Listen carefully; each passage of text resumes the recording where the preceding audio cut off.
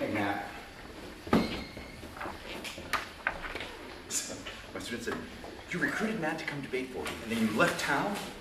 What a dumbass you were. That's what I say.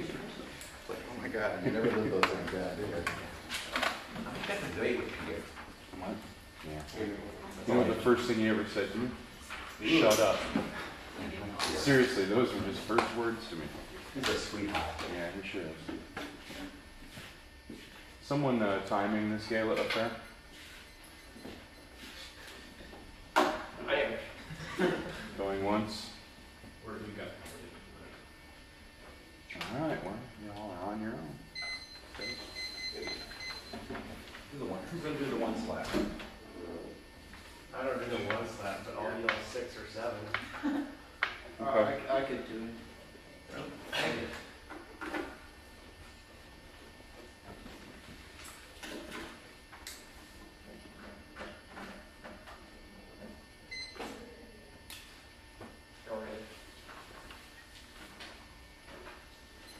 Thank you very much. It's an honor to be competing in the elimination round for the NPTE. Thanks to the audience, people that are here watching, and thanks for adjudicating. Truman, I hope this will be a good debate.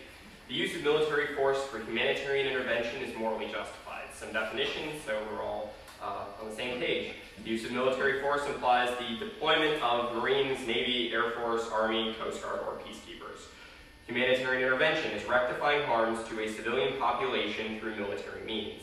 Morally justified refers to standards of right conduct. Specifically, we will propose a human rights calculus.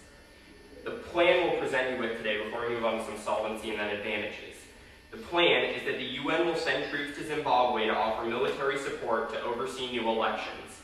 The UN will send troops to Zimbabwe to offer military support to oversee elections. A couple of solvency arguments. The first solvency argument is that there is empirical solvency for the UN engaging in this type of elections oversight. Look at its assumption of the power vacuum in Haiti with Aristide. It's overseeing elections in East Timor, as well as overseeing numerous elections in the status quo. It is the most qualified international institution to oversee elections. The second solvency argument is that Zimbabwe has no standing army, meaning they would not face any armed opposition. There would be little to no actual bloodshed involved in the process of the UN occupying the country. There are 3 advantages that come from the plan. Advantage 1 is stability. There are 2 subpoints. Subpoint A is regional stability. The Aristide government has backed factions within his country that have attacked the Democratic Republic of Congo and engaged in systematic rape of people that live in that country. This has been incredibly destabilizing to those regions which he has attacked, and we've seen the perpetuation of massive human rights violations via this attack. Our argument is by taking Mugabe, Robert Mugabe, the president of Zimbabwe, out of power, you ensure regional stability. The subpoint B is NGOs. As a result of the corruption in the Mugabe regime, we've seen the pullout of a lot of non-governmental organizations. Already an extremely impoverished country, with the departure of humanitarian assistance offered by these organizations, we have seen Zimbabwe become the most impoverished nation in Africa. The number of people that don't receive enough calories to consider to be at subsistence level has grown dramatically under the Mugabe regime, and our argument is by taking Mugabe out of power and instituting stability within the nation, that will allow these humanitarian organizations to come back in, meaning we solve for systematic denial of basic necessities. Sure. Okay, well, what if Mugabe, wins the election or whatever? What happens then? Anything? Well, I think we'll certainly win the argument that he's not going to win the election. If he did win the election, then yeah, I guess the UN would pull out, but They would pull out. He's opposed on all fronts, so, we'll win that argument. The second advantage is genocide. In Zimbabwe, politics have cleavages along ethnic lines. What we see is certain ethnic groups, certain predominant ethnic groups opposing the rule of Mugabe. He has absolutely no compunctions about extra-legal killings of those that that do not support his rule. We've seen massive numbers. We don't even know the true extent of the killings that have taken place there, but we do know that a lot of people have been disappeared, and that ultimately there is not open political discussion within his nation. Now, a lot of analysts have been calling for indictment under the ICC. The problem is that the ICC, because their definition of genocide excludes political genocide, there's no standing for the indict him, which means that only through military intervention would he actually come out of office. This is why there is an imminent need only for this, for this plan specifically. Yeah. Sure, you said in your sub-point A that politics are running based on ethnic groups. Sure, we see this in lots and lots of countries. How is this genocide? Well, when you kill an ethnic group because they don't agree with your politics, I would say that's when it rises to the level of genocide. You're targeting a specific group because of their identity. It's their identity that causes you to oppose them. Now, advantage 3 is democracy. Pretty short on time. In the last election, Mugabe was not popularly elected. He threw his opponent in prison. It was not a legitimate election. He is a corrupt official. He engages in systems of nepotism and sort of patronage, is that the right word? Where you give advantages of office to your political friends, patronage, that's the word. That's what he is. He does that. Our argument is he is not responsive to his people. On a couple of levels, both that the election was illegitimate, making him a corrupt ruler, and that he is unresponsive to the sentiments of the people that he is ruling. He is not a democratic official. A couple of impacts then that would come from allowing new elections and overseeing these elections. The first impact is freedom. Our argument is that democracy allows people to choose the government that would rule them. That is always going to be better to let people make the choice of whether or not they should be ruled, who they should be ruled by and under what ideology they should be ruled by, rather than having someone just usurping that power. The second impact that comes off democracy is stability. The arguments that we gave about NGO pullout apply equally so, if not more, to forms of investment that could provide economic opportunity for this country. It's one of the poorest nations in Africa, and because of the corruption that exists, it's not feasible for investment to occur there to create employment opportunities. So we argue that via democratic stability, we actually get an improvement in the economic conditions of these countries, alleviating the underlying causes of poverty. With that said, I think the plan is a good idea, and we should oust Mugabe. Thanks.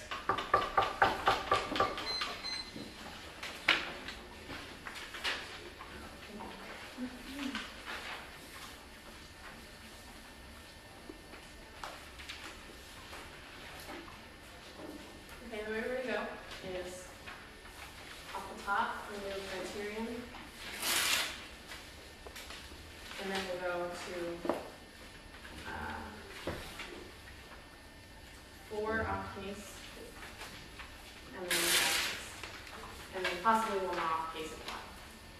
Okay.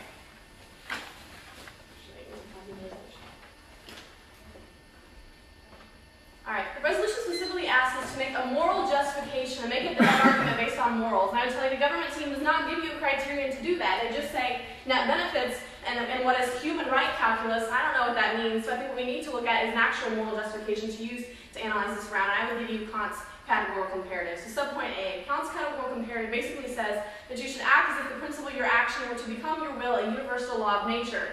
There's two basic subpoints, that you shouldn't use people as a means, but also the ethical statements must be universal. That is, whatever statement or principle you're supporting should be true in every instance. Subpoint B, in determining the ethicality of a principle, we must consider all of its applications and not just a hasty generalization about one example. So finally, subpoint C, this means to determine the morality of a principle, you must not just consider the specific affirmative examples, but the universality of all principles, and we'll show you through the off case why this would not be a good universal principle, but we'll also deal with the case example as well. All right, the next place we're going to go is ideological homogenization disadvantage. Subpoint A. Spanos argues that we tend to conceive of solutions before we conceive of problems. Essentially, we work them backwards, that we think of what we want to do and search out for those problems in order to fix those into that hole. Subpoint B, for example, the U.S. sees a democratic capitalism as the solution and then goes in search of problems. So subpoint C, thus affirming the intervention is justified in case of human intervention, justifies our imposition of democratic capitalism wherever it does not exist. Look at the case for a very specific example. They're like, they need a democracy there, we should force this on them. Let me tell you, this is a specific example, and this is what the United States and other Western nations do as a whole. So subpoint B, the impacts, there's three. The first which we tell you is a capitalism, an exploitative system that holds down lower classes. See specifically the United States, we have a very huge class gap. Even China is moving toward having a more capitalist nation, and their class gap is becoming huge as well. Subpoint 2, we'd say this also homogenizes all systems of thought, which is dehumanizing. Essentially those in power, those that run the UN, those that run anyone that's using human intervention as a reason to get involved in another country can homogenize their thoughts and make all of the other nations follow their same systems. And finally, third, we'd say it justifies endless war. Example of Vietnam, where we don't see enough democratic capitalism. That was human intervention. We were preventing them from getting trapped in communism. This same idea justifies action in the name of human intervention. We tell you that those impacts outweigh. All right, next we're going to go to human rights abuses. All right, subpoint A, the links. We tell you that intervention increases mistakes and there's more abuses, and I have 3 specific examples. The first which we give you is Iraq. We see that because of the United States presence, many Iraqis are dying, specifically from accidents, accidental killings, when they think that a civilian is actually someone they need to kill, or misallocation of resources. The United States is determining how we want to spend their money and our money in that region. We tell you that it's not always allocated the way that people want. Second we give you is Haiti. This is one of their case examples. I think this is a big turn as well against their case here. We've intervened like 6 times in the past century, and every single time we mess them up. These elections we hold, we have to come back and rehold them because the government's in more turmoil after we get involved. So this is another example. Third example I would give you is Kosovo. We went there to supposedly stop ethnic cleansing, but the result was that we bombed convoys of civilians repeatedly, that we were inadvertently having ethnic cleansing practiced by ourselves as well. Subpoint B, this happens especially because the public interest shift and soldiers become bored and due to the mental stability on edge. We see this happening specifically in Iraq. These soldiers have been there a year, they don't know when the war is going to end, and they basically think everyone's an enemy and aren't careful to protect against human rights abuses. Subpoint C, this also happens because there's no check against the armies involved. Specifically, like look at their specific instance, there's no check that the UN soldiers actually do this right, and that they're their own governing body. Of course they're going to say they're doing what they are doing is correct.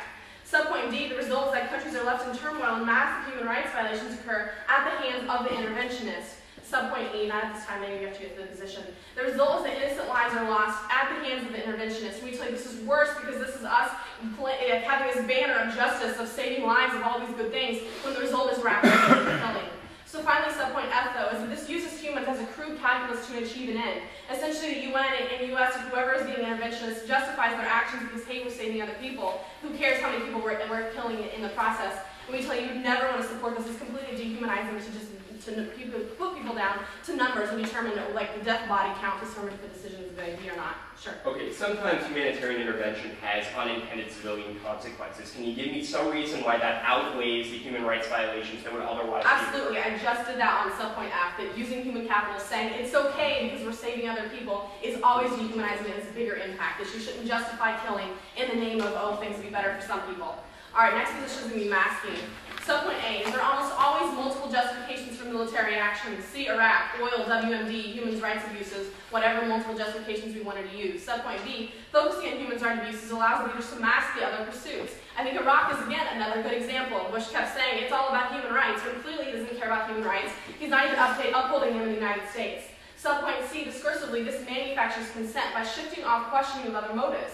That the bottom line is that we're doing it for human rights. Are you a good liberal? Are you a good person? If you want to see human rights, you're going to not be opposing this.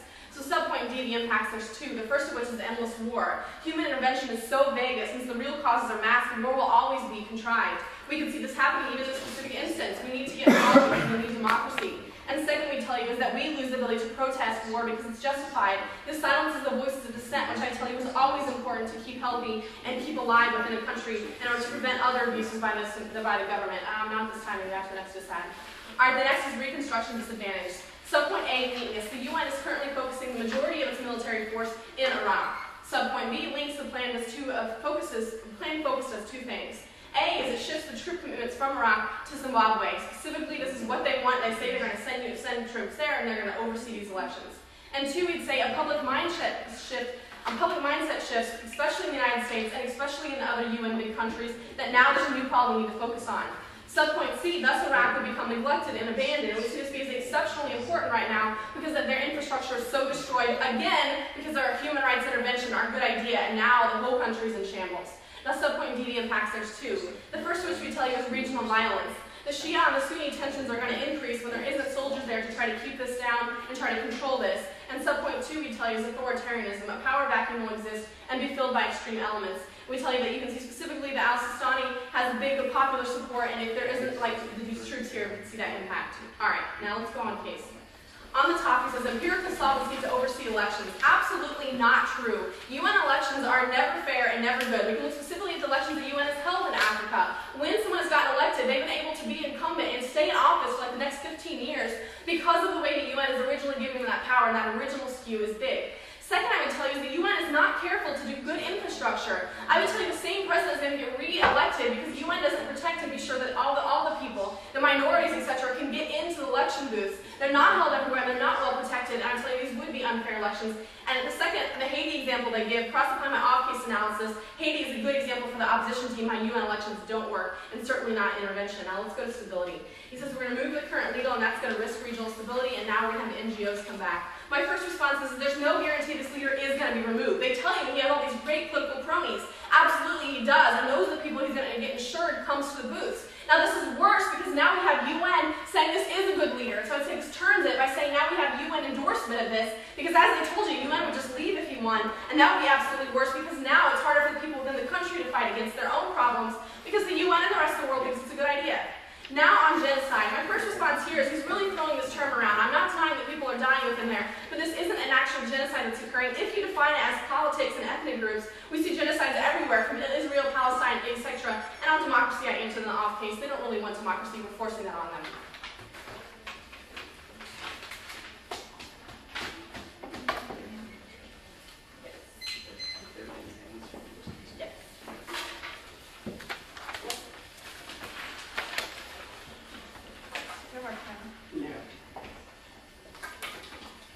I got a lot of papers, and I'm pretty sure they got out of order, so I'm going to try and give you an order and then we'll get on track. Alright, so I've got the criterion, Spanos, human rights, thing, and the next one about human rights is accrual calculus, and get titles on it. Then the next one, I don't know what they call it, focusing on human rights, mass other motives, reconstruction, case state. There, after the criteria, there will be an overview on all the critical positions. And I don't know if you want to float on a second sheet or float on top of Spanos if you want, doesn't really matter to me.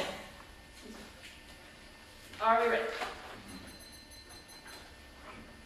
Thank you all very much for being here. It's a pleasure and an honor to be debating. We've never debated between before. It was always fun and exciting. Thanks for adjudicating. Let's just go ahead and get started. Now on the criteria debate, I think there are a couple of huge problems. I just don't think they fundamentally understand Kant's categorical imperative. There are two big problems. Now, first of all, I would say they don't ever answer I criteria. They just say, I don't know what a human rights calculus is, so they blow it off. At that point, they don't give you clear any sort of analysis why theirs is preferable to ours. I think you give the gov presumption on sort of criteria on the prima facie burden. Like, there's no reason why human rights calculus is bad, except maybe on their disadvantage. And the point which I win that disadvantage, that means their criteria goes away, because that's the only analysis of weighing criteria they give you. Furthermore, I tell you that Kant isn't applied to nations. Kant's categorical ethical framework is applied to individual actions. At that point, that misapplication, I say you reject the criteria on faith, because you can't just throw ethical frameworks around wherever you feel like it applies. But furthermore, I would tell you that Kant's categorical comparative advantage specifically says that if those individuals are treated in the end by the sovereignty, then you can use them as a categorical means for calculus. That means that if our election solved and I win the case debate, that means I win their criterion too, because Kant says you can use that human calculus if that means that theirs get better in the end. Now, furthermore, I will tell you turn, all this means that you have complacency. That means that like more people die. That would lead to that endless cycle of war that they're talking about. In the real world, we have to look to ends, not just the means, and I will tell you that that's how real world policymaking goes, not at this time. And they furthermore say you have to consider the universality. I don't think this is true at all. I think you're going to see on the case, on the specific disadvantage flows and all these critique flows, that they just want to lock us into all these other bad examples. We say specifically to look to Zimbabwe. If we can prove that in this case, the elections need to be held, that means that this criterion falls to the wayside. There's no reason why we have to uphold it in every futuristic case. And furthermore, I tell you, they give you no future examples as to where this would be a bad idea. They just give you past examples where maybe it didn't work. I say that's not our fault that people messed up in the past. They just give you a real world example to where this application of a criteria would be bad. Now, sure. Sure, I mean, you answered it more in the rest of your arguments, but your very first one you say that ours should outweigh. All you did was to say what human rights calculus is and move on. What does that mean, and how would that outweigh my three-pointed, like, explain position on why the ours is better? I think that what I give you a turn and a unique reason was why you're misapplying Kant's theory, that's a unique rejection of why your criteria doesn't apply in this debate. And furthermore, I would tell you that when you look to the substantive reasons on cases to why human rights is the best calculus for military force, especially when there's going to be minimal bloodshed in this specific case, there's no reason not to look there. Now, let's look to the top of all these criticisms, all these disadvantages. Number one, I'm going to tell you, not a single one has a specific link to Zimbabwe. It just says UN, US action bad, intervention bad. At that point, I tell you, don't do the work for them. There's no analysis whatsoever as to why this unique intervention is bad. That's the right of the government to parametricize. At that point, you hold them to some sort of sum-system impact analysis. They just keep saying over and over again that this action is bad. I say don't give them that weight in the ground. We give you specific genocidal implications and the fact that there aren't free and fair elections. Like, let the people choose who they want to be ruled by. That's how you're going to win this round. Sorry, not this time. Furthermore, I tell you that there's no alternative to any of these things. Like, I tell you the alternative is worse. At the point in which we don't intervene, they're being complacent with genocide. They're being complacent with the uprooting and the subversion of democracy. And at that point, I tell you, what else do they want us to do? Just sit by the wayside and let people die? I say that's morally repugnant. In this case, we should intervene. With that, I'll take your second question. Okay, but how can we conclude that a statement is morally justified if we only look at one tiny, perhaps non-representative example? I think that I don't have to say that everything in military force is justified. That's why we parametricize that in this case, military force is justified. If you wanted to run some sort of whole red tea, you should have done that. It's too late. Let's talk about spandex. First of all, I tell you this is not unique. Like, we impose democracies all the time. Why is this uniquely bad case? But I say turn, giving them the choice is always best. Look to our on-case analysis. They have a democracy right now. They have elections. The problem is Mugabe controls those elections. We're not opposing democracy. They already wanted to be able to vote. They voted. They didn't vote for Mugabe. Give them back the democracy they wanted in the first place. Furthermore, I tell you again, just crossed by my overview analysis, there's no specific link to why this imposition of democracy, especially when it already exists, is bad. And furthermore, I think they have a big mistake. There's no link to the United Nations. I think it's specific to the U.S. imperialistic imposition of democracy. I think at this point, the UN Security Council will always check back any sort of like capitalistic set in. And at that point, I tell you that they didn't have to prove you that capitalism is going to be uniquely exploitative in Zimbabwe. Like, who are we exploiting? What resources are they going to exploit? They just don't do the analysis here, not at this time. Furthermore, I say perm the premise of, in other cases, that maybe capitalism is best for these countries, but in Zimbabwe, since they already have a democracy, this doesn't apply to our specific case. And again, not at this time. I say, look, what's the alternative? No, I'm sorry, I can't take it this time. Furthermore, I tell you, what's the alternative? I say it's worse. It just leads to mass starvation and death, not capitalism being bad because it's exploitative. They're all starving and dying right now. I say that's worse. Let's go to the human rights position.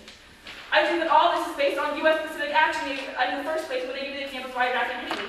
So I think that a genocidal leader being in power will always perpetrate worse implications. So what? Because the soldiers become bored. I say the UN Security Council has the best check on any sort of that soldier to action. I think the only examples they give you are U.S. soldiers. I think that when we give you the international body of the UN governments, we have the best check on this. What's the alternative? Leave them in place and let everyone die. I think that at least we mitigate that. And they try to tell you that we can't save the few and start of the many, but I don't think that's justified in this case. I'm sorry, not this time.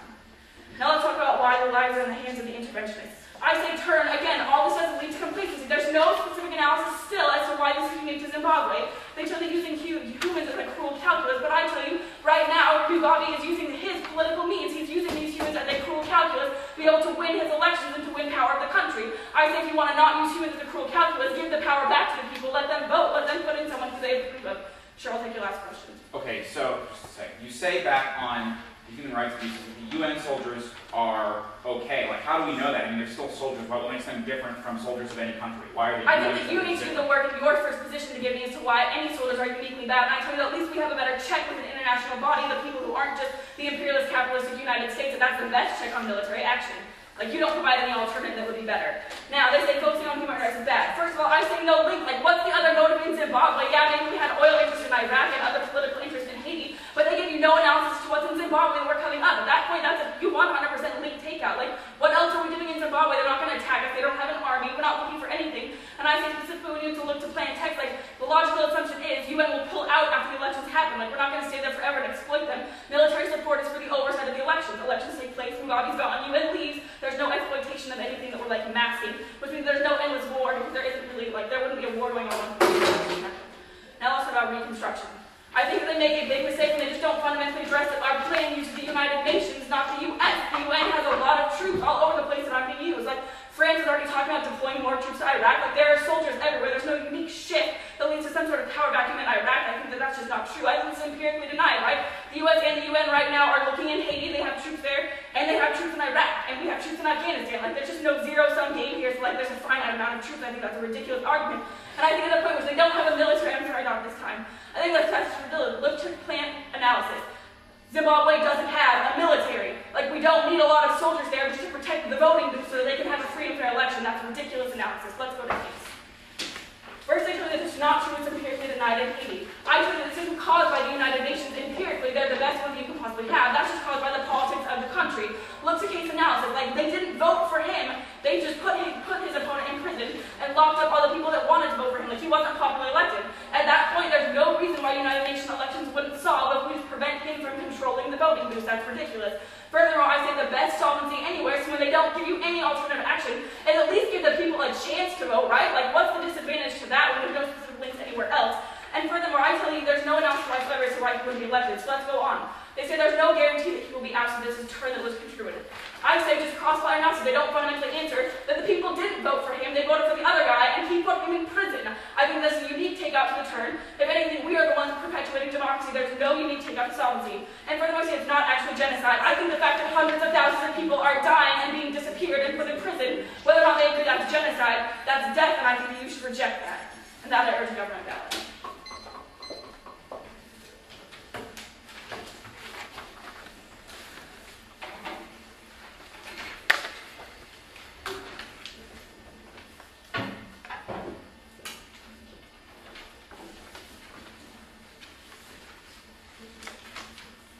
Order will be case first, then the criterion, then I'll address for overview, and then from there I'm pretty sure we go in the same order. So, ideological homogenization, human rights abuses, mass and reconstruction.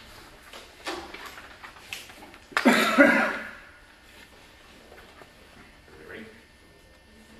I'm starting on the case because I think there are some conceded arguments here that make this round easy to decide. Go to the solvency arguments Marie puts out. First of all, Marie says that UN elections in Africa have not, as a rule, been fair or good. That it leads to an incumbency process that always means the same person gets elected over and over, which actually subverts democracy. That's her number one. Extend it, and it's unanswered. The impact of that argument is, even if Mugabe wasn't elected, whoever is elected would be elected over and over in an incumbency process that people could never fight, which isn't democracy, and they would just commit the same abuses that Mugabe is doing, and it would have international sanction.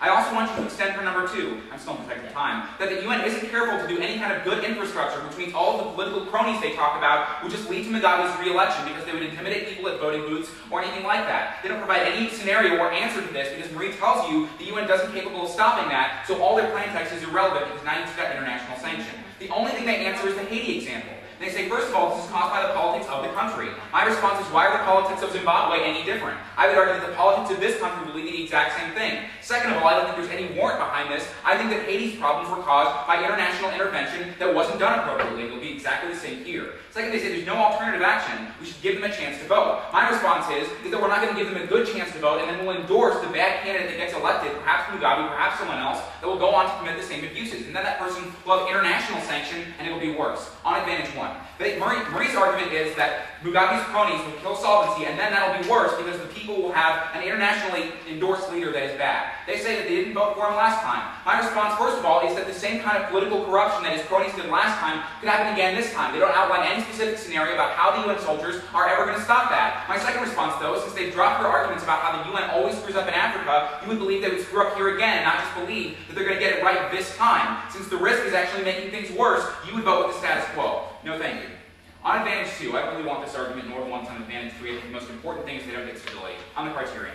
The criterion is important because we tell you that to morally justify an action, it must be morally justified in every case, not just special cases. The first response is they don't answer our criterion, human rights abuses. We get presumption. My first response is Marie does respond to it by saying none of us have any idea what human rights abuses even means. This is more specific. That's my second response, is this is more specific so it outweighs theirs. It actually provides you rules to make your decisions, so it's a better criterion. How you decide based on human rights abuses. Third, I would say it subsumes theirs. Since if you use our criteria, you realize their advocacy leads to human rights abuses, we win either way. Next, I say it doesn't apply to nations, just people. My first response is there's no reason it can't be generalized to national actions, but second of all, it is generalized to you. Right now, we're saying you shouldn't justify this action unless you could do it in every case of humanitarian abuses. You can't, so you don't vote government. That's something they never answer. They say the imperative says if people are helped, you can use them as a means. When we're telling you that they're going to die so that future stability can happen, that's not something that's helping them. My second response is that's not really answering the position. It's non-responsive.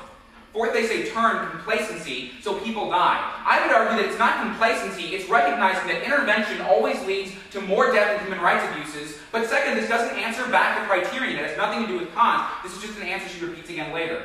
They say we want to lock them into bad examples, and we're just talking about this case. My response is that, first of all, the resolution puts burdens upon them to morally justify it, and this moral framework says it's not morally justified in these cases. Second of all, yeah, we want to lock them into bad examples. That proves why this isn't going to be a good idea, and the moral actions in the future they take aren't going to be a good idea either that's justified like this. They say that we don't give any future examples. Yeah, that's true. We don't tell you what's going to happen in the future, but we do say that it's always going to look like what's happened in the past, which has been abusive. Now, on the overview, they say there's no specific link to Zimbabwe. We get the right to parametricize. My first response is yes, we get the right to outweigh that with superior evidence to the contrary. Moreover, secondly, when we're questioning the very assumptions that they're conducting their case upon, it doesn't matter if there's a specific link to Zimbabwe. We can indict all actions, and they're one of them. Moreover, third, we does give you a lot of Zimbabwe-specific extensions on case that prove these positions true. Next, they say there's no alternative. We give the alternative of not acting and realizing that international military intervention is a bad idea because it leads to all the things we talk about. The alternative is to not make things worse. Sounds good to me.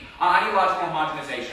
First, they say non-unique. We do this a lot. That's a naturalistic fallacy. Just because it does happen doesn't mean it should happen.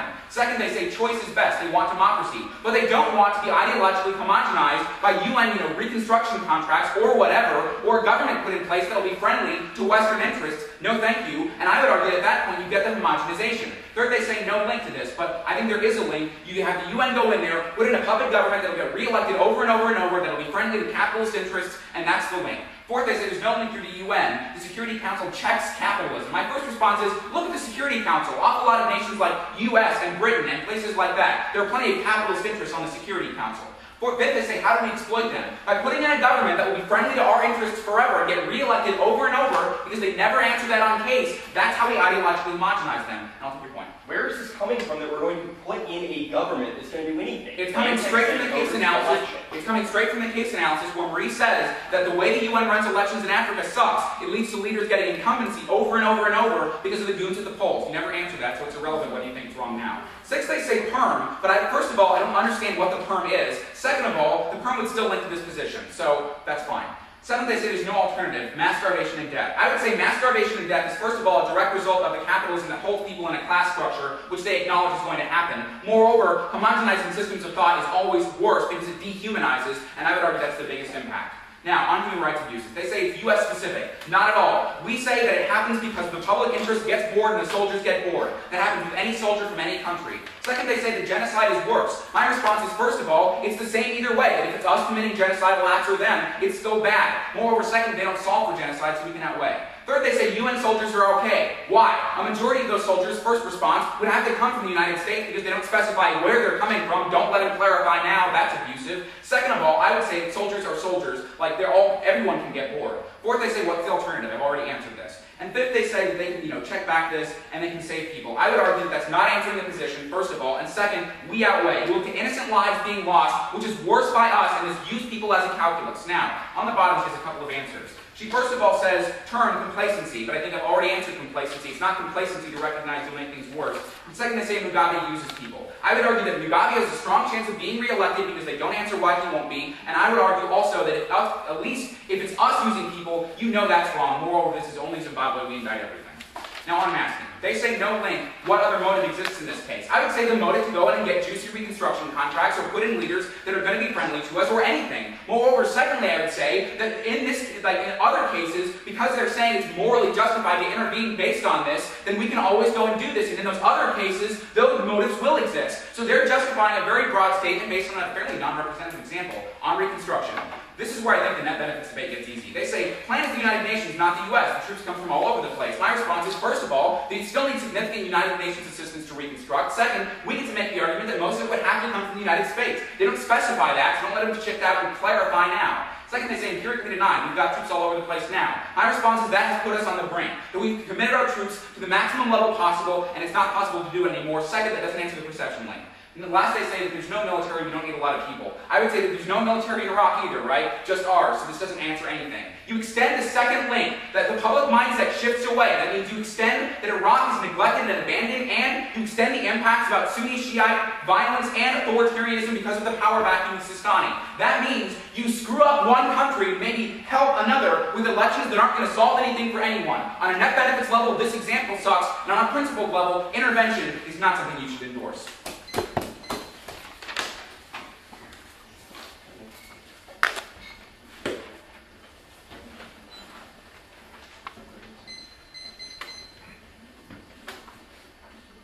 I think the opposition team has won this debate on two levels. The first of which is the net benefits level, but I think more importantly as well on the ethical framework level, and the reasons why it's not a universal statement. But I'm going to focus on the case first. I think that Ian does a good job explaining, and I think I want you to realize it's big, because they drop the arguments that empirically the UN elections in Africa have been terrible, that it subverted democracy by encouraging the US or the UN-picked incumbent to keep on winning, and also that they don't bother to have infrastructure to make sure that everyone gets to vote. The result is those are the most powerful, the political cronies are able to get to the election. Like, even if they hold this supposedly free election, that doesn't mean it's free because not everyone can get there. But the reason why this is so terrible, and they don't again refute this, is that now we have international credibility of Mugabe. Now it's much more difficult for the individual citizens of Zimbabwe to fight against their leader because, hey, the whole rest of the world says he's great. Why should we be one to complain when we are seeing this international credibility given for him? And that's specifically what they tell you is going to happen in the case. Ian extends and explains how Haiti is a perfect example of how UN security and UN elections have failed because of their political atmosphere, the same political atmosphere we give you in Zimbabwe. Now, this is important because if you don't achieve the stability, that means the deaths and the democracy, Advantage 2 and Advantage 3 go away. They have to win everything on Advantage 1 for them to even consider decreasing deaths or increasing democracy. I tell you, they don't do either of those.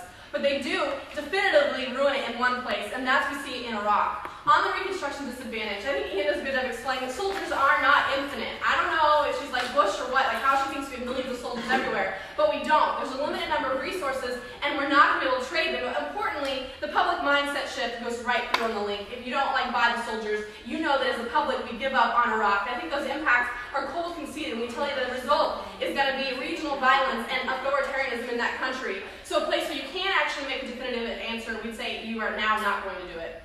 All right, but let's go to the ethical framework. I think Ian does a good job explaining that the resolution asks us to make a moral, justified claim, and the only way to make a morally justified claim is to make one that's universalifiable. They're just trying to say it's morally justified in this instance, but the resolution never asks for that. It asks for a claim about it in generalization.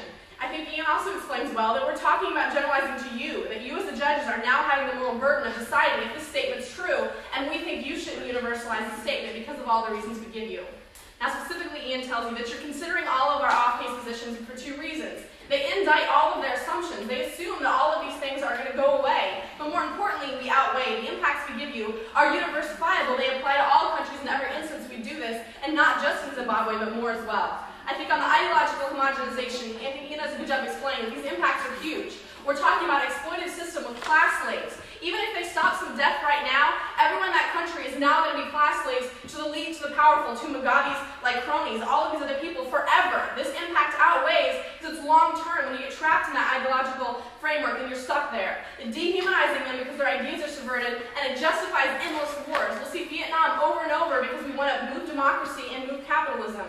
The human rights abuses position is big too. I think Ian does a good job explaining that we're talking about U.S. soldiers acting through the UN, and U.S. soldiers don't have a good record, and even if we're not talking about U.S. soldiers, there's no reason why UN soldiers are perfect. It's still one body acting, and the hand of those bodies is violence.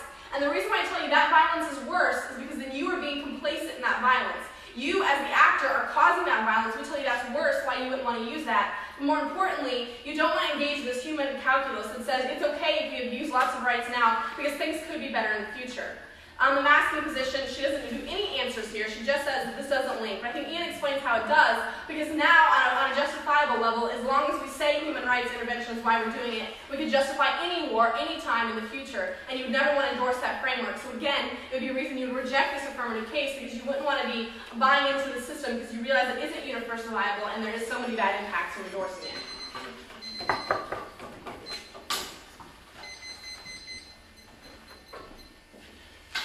Okay, I'm going to go the solvency debate, then the criterion, and then I'll talk about the off case.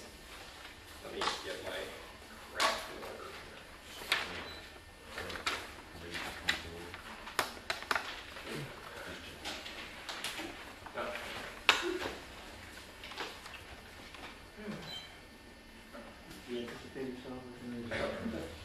Ready? Alright, on the solvency debate, they say that UN elections are flawed because it leads to the same person getting elected over and over again. I think you extend Rachel's first answer that when that's happened, it's because it has been because of the politics of those specific countries. I think you extend that argument and see that we are making the case throughout the round that Zimbabwe is uniquely different. They elected someone else last time. They already have a democratic culture. Additionally, I think if their argument is true that the incumbents will get elected over and over again, then they don't get the link to the argument that the UN picks the person. That's not an argument they get. They would get the incumbency argument maybe. But if that's the case, then we give you the chance that democracy is going to pick someone that's actually in keeping with... This wasn't being constructive. I can't answer this now. I don't think any of this analysis came out of the MD. Which part?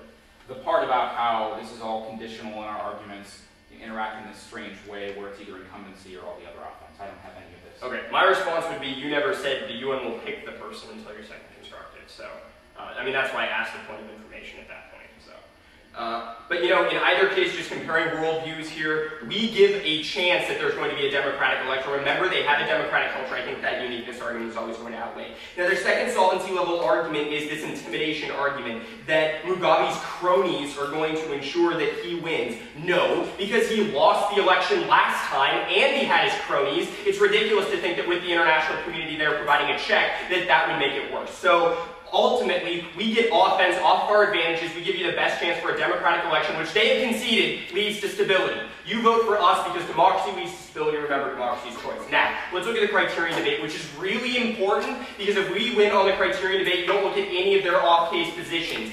Here's how we win the criterion straight up. They are misapplying Kant's categorical imperative in two enormous ways. The first, and this is absolutely dropped, was Rachel's third answer, that Kant said you can use people as a means to an end if they are included in that end. Meaning, if we get solvency, all of the advantage won, then it's okay to use them as a means. You don't vote on any off-case position. All they said was, you should reject this, all right? That's not our actor. That's not the way that the debate has been framed. We're looking at the plan. Should the plan take effect? All right.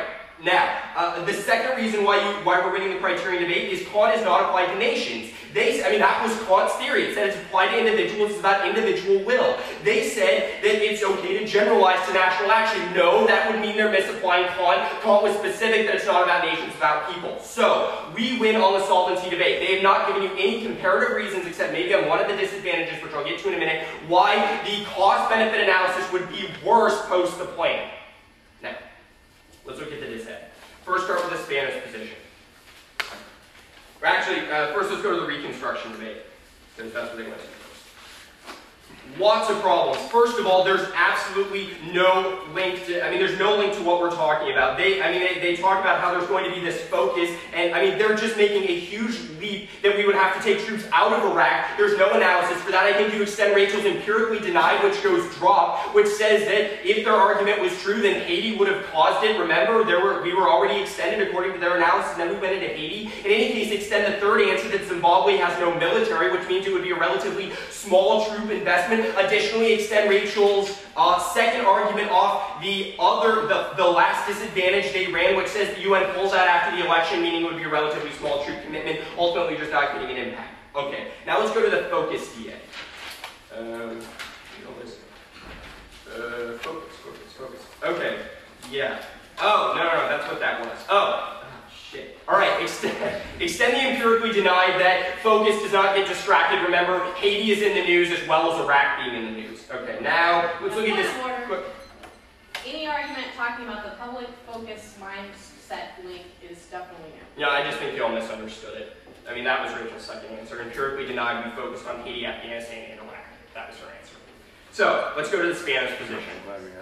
I think the biggest answer you need on the Spanish position is they're already a democracy. That was the perm that they fundamentally misunderstand. All of their impacts are we impose a democracy. They already have a democracy. Nothing has been imposed on them. That's the system they picked. The system is being subverted. There's no reason not to give them the choice. Additionally, we're always winning the argument that democracy equals choice, meaning they get to choose what system they want. That checks back any of the impact that you get. Additionally, their class slave argument just doesn't make any sense. They're not winning. There's no reconstruction contract specified in plan. They're making huge presumptions. Okay. Now, they make the argument that causing violence is uniquely worse. That's not true if you don't buy the criterion, unless you think they're winning the criterion debate. We're always winning that the violence post the plan will be less because we're winning the regional stability. Deposing a genocidal maniac is going to lead to less violence than keeping the genocidal maniac in place. I just think that that's true. Let's see. What else did they go for? Is that all they go for? I think that's all they go for. Alright, so look, at the end of the round, you're not voting on the criterion. We're winning the criterion debate, which means none of their voting issues link, except for the one about, like, there might be more violence post the plan, but we're just absolutely winning our advantage, which says that Mugabe is genocidal, he's leading to regional instability, and that means that by deposing him, we're giving you the best risk to depose him, we're always going to solve best.